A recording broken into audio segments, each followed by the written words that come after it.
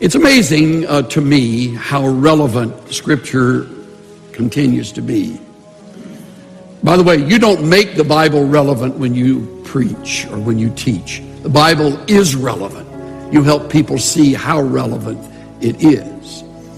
And we'll see that here. The principles are just timeless as they are true. Now, 1 Kings 9 revolves around 4 people and ultimately, of course, Jehovah God.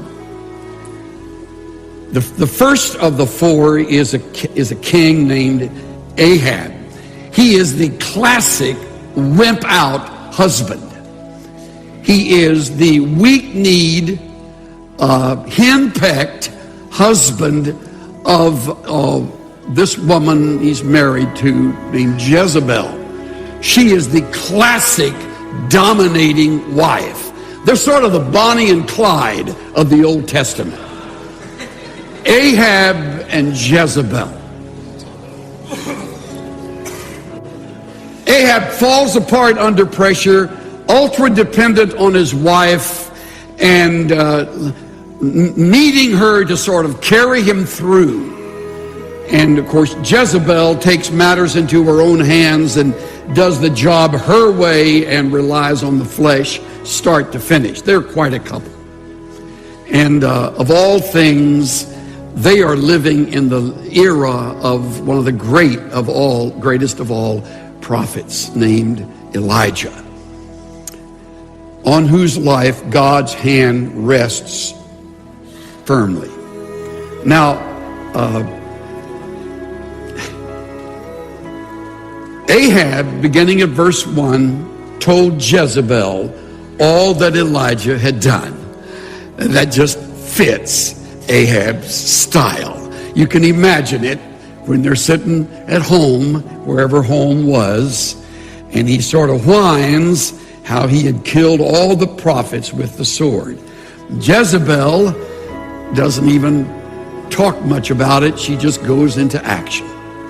And she sent a messenger to Elijah, "So may the gods do to me and even more if I do not make your life as the life of one of them by tomorrow about this time." Well, that's a biblical way of saying your history. It's only a matter of time. And you have the audacity to kill our prophets. It's curtains. And Ahab doesn't step in, doesn't make any change in the plan. Jezebel leaves that threat on Elijah. And the first 4 words of verse 3 tell us how he handled them. He was afraid. It's the first time you read of Elijah's fear. I mean, he's willing to stand against the gods of Baal, or the god Baal, and all of the prophets of Baal. He is willing to call down fire from heaven on the altar. And there's no fear in front of all of them, but this catches him completely off guard. That's how it happens, by the way. Discouragement comes in a surprising way, delivered through a back door, unexpected messenger. By the way, I've been reading my good friend Gary Smalley's latest book, Change Your Heart, Change Your Life. And in it, Gary does a good job of sort of analyzing our emotions.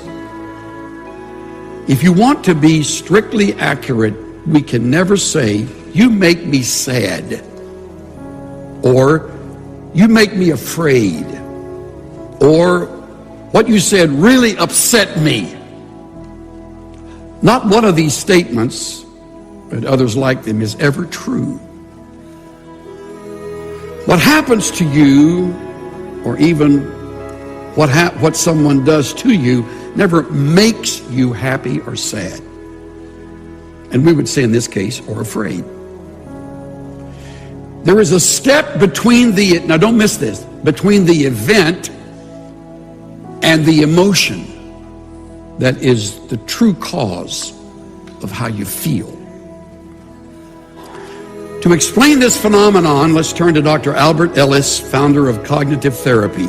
Dr. Ellis developed the famous ABC model to explain how our experiences, beliefs, and actions interact.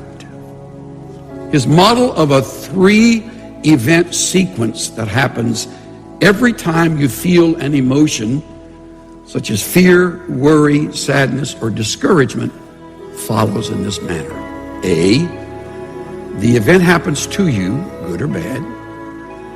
B, what you think about the event that happens to you. C, the feelings that follow what you think of the event. So you have the event, then you have what you think about the event. That's what triggers the emotions. Here's how the interaction between belief and action works. When the event happens to you, your brain perceives the experience through one or more of your 5 senses in a matter of milliseconds. So fast you're not aware of the procedure, your brain processes the experience using information stored in your subconscious mind, which, as previously stated, I like to call your heart, a term we all understand. Your heart interprets the experience by the information it has stored within it. That information produces your feelings about the experience, and your feelings produce your resulting action. Now, I'm no psychologist, don't pretend even to be an armchair student of much of that. I just know when I read that, it makes sense. The event that happened to Elijah is clear. There's a threatening statement Jezebel makes. She says, you're not going to live much beyond the next 24 hours, in so many words.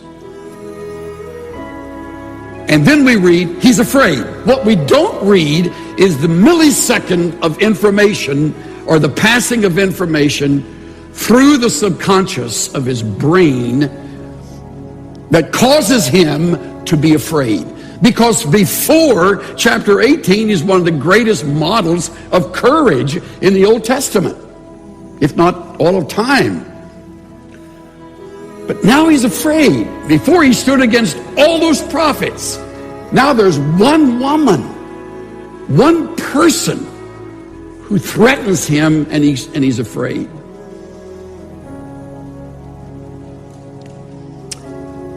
When you analyze this kind of thing, you realize you have been there. And as I began to do that, and I read what he does about his fear, verse 3, he arose, ran for his life. His life is in God's hands. He knows that. But he's momentarily paralyzed. His faith has suddenly shut down. Thankfully, it's temporary, but it's shut down, and he is responding as if he had never stood against the prophets of Baal. He had never stood toe-to-toe against Ahab, saying there won't be rain until the living God brings rain. But now he's afraid, and he runs for his life, and he comes to Beersheba. And you know, the length of Israel, Dan to Beersheba. He's as far away as he can get. He leaves his servant there, and he himself goes another day's journey into the wilderness, and he came and sat down under a juniper tree, and he requested for himself that he might die.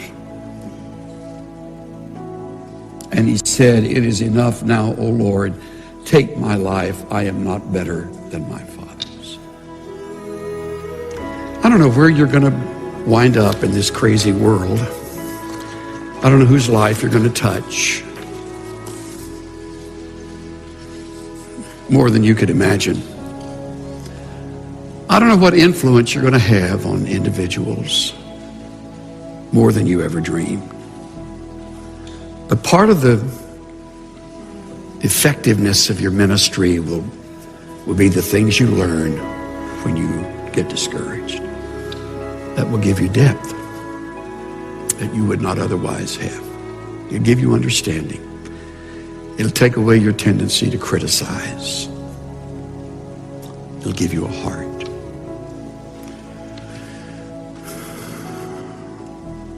May God hold you close in the slough of despond.